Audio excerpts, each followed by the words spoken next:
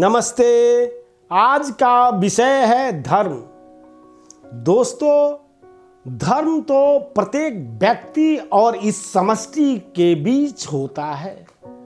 अर्थात प्रत्येक व्यक्ति इस जगत में, प्रत्येक व्यक्ति का धर्म उसके और इस समष्टि के बीच होता है, ना कि किसी संप्रदाय विशेष के। जैसे हम लोग जन्म लेते हैं, जन्म के आधार पर हमारे परिवार को विरासत में जो धर्म प्राप्त हुई हैं, उस धर्म के हम लोग भी हो जाते हैं। ये बस बिलीव करना है, विश्वास करना है। जो बचपन से ही ऐसी धारणाएं बन जाती हैं कि आप हिंदू हैं, आप मुसलमान हैं, आप सिख हैं, आप ईसाई हैं, इस तरह की धारणाएं, और बचपन से ही हमारी परवरिश वैसे परिवारों में होती है जो किसी न किसी संप्रदाय से, किसी न किसी धर्म से जुड़े हुए हैं, और हम भी उनके बातों को पर विश्वास करके जुड़ जाते हैं। जबकि होना ऐसे चाहिए जैसे scientific thinking, solution oriented thinking होनी चाहिए। जो आंखों से देखा उसके अनुरूप आपको अपने धर्म की व्याख्या करनी चाहिए। अर्थात सभी ग्रंथों का एक ही सार है, राइट अंडरस्टैंडिंग, सही समझ। गीता के सभी अध्यायों का एक ही सार है, राइट अंडरस्टैंडिंग, सही समझ। दोस्तों, क्या कभी आपने विचार किया है, जो व्यक्ति सफल है, जो व्यक्ति बलवान है, जो व्यक्ति ताकतवर है, जो व्यक्ति पहलवान है, या जो व्यक्ति आपसे किसी न किसी फील्ड में ज्यादा सफल है, क्या वो सुबह कुछ और करता है, या वो भी वही करता है जो आप, मैं, हम सभी लोग करते हैं? सुबह उठते ही टॉयलेट जाते हैं, ब्रश करते हैं। तो कोई महापुरुष भी वही कार्य करता है, कुछ और नहीं करता, और कुछ और कर भी नहीं सकता।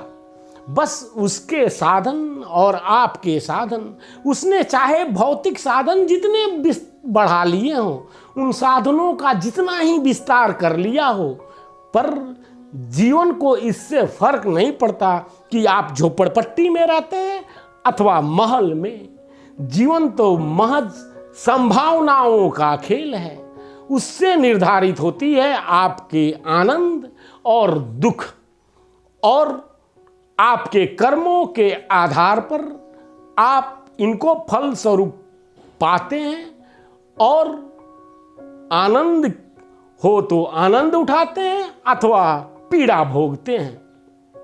और वो पीड़ा या आनंद खुद के आपके कर्मों के फल होते हैं, जो इधर उधर नहीं जाते। एक न एक दिन जिसका कर्म रहेगा उसको उसका फल चक्रवृद्धि ब्याज के साथ चखना ही पड़ेगा।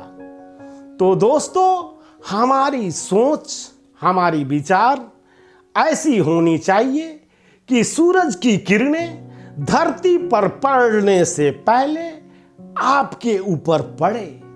उससे जो ऊर्जा का संचार होगा, आप दिन भर ऊर्जावान बने रहेंगे और आपके कार्य सरल हो जाएंगे। आप स्फूर्ति महसूस करेंगे, आप काफी एनर्जेटिक महसूस करेंगे, आप रोगों से भी दूरी हो जाएगी आपकी। तो बस कुछ नहीं, जो है सहज है, आसान है, एकदम सरल है, उसको आजमाइए, उसमें रम जाइए, उसमें खो जाइए। एक प्रश्न जो मैं बराबर कहता हूं, खुद से जरूर पूछना चाहिए कि मैं कौन हूं, मेरा काम क्या है, मेरी रिस्पॉन्सिबिलिटी क्या है, मुझे क्या करना चाहिए और मैं कर क्या रहा हूं। इसका लेखा जोखा तो आप ही को करना पड़ेगा। आपका लेखा जोखा और कौन करेगा? फैक्ट्री की हिसाब किताब, दुकान की हिसाब किताब, तमाम तरह के व्यवसाय के हिसाब किताब तो आप स्टाफ रख के करवा लेते हैं, लेकिन खुद का हिसाब किताब तो खुद ही करना पड़ेगा दोस्तों, खुद को ही अपडेट करना पड़ेगा। फिर खुद से शुरू होगी ये सुधार की प्रक्रिया, और आप जो पाना चाहते हैं, आप जहां जाना चाहते हैं, निश्चित रूप से वहां पहुंच जाएंगे। जब आप खुद से नाता जोड़ेंगे, आपके पास लाखों हजारों की मोबाइलें हैं, आप सेकंडों में अमेरिका और इंग्लैंड बातें कर लेते हैं।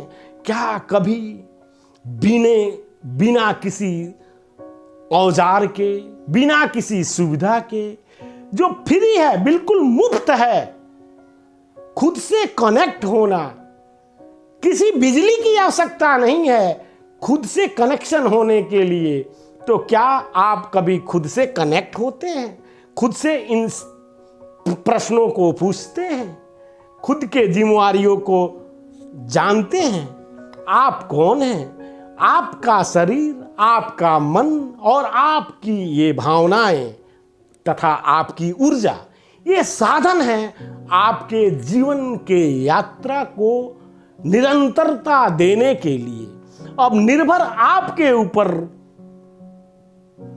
करता है कि आप अपने साधनों को कैसे इस्तेमाल करते हैं। तो साधनों को इस्तेमाल करने के लिए पहले तो आपको अपने मशीन की पूरी जानकारी होनी चाहिए, तब फिर आप उस मशीन को सहजता से चला सकते हैं। इसलिए दोस्तों, पहले खुद को समझिए, खुद में डूबिए, खुद में झांकिए, खुद से कनेक्ट होइए, फिर देखिए क्रांति घटित हो जाएगी। आप जो चाहते हैं वही होगा। तो दोस्तों, मनोज उपाध्याय को सब्सक्राइब करना ना भूलें। घर पे रहें, सुरक्षित रहें, मस्त रहें, खुश रहें। ये संकट की स्थिति है, संकट का समय है, संकटकालीन समय से मानव समाज गुजर रहा है। इसका बस एक ही रास्ता है, धैर्य।